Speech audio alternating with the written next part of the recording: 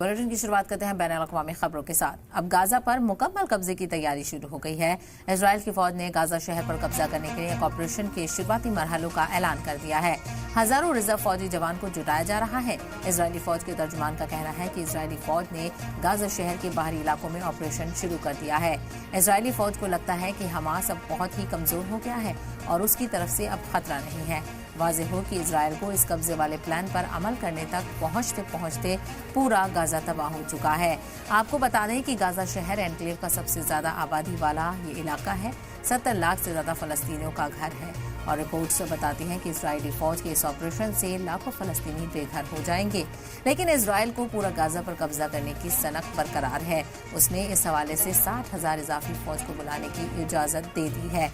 ऐसा मालूम होता है कि इस तरह से हमास पर दबाव बनाने की पूरी कोशिश की जा रही है।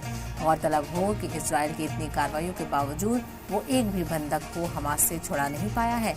लेकिन इसी बीच फलस्तीन के 62,000 से ज्यादा अफराद शहीद हो चुके हैं।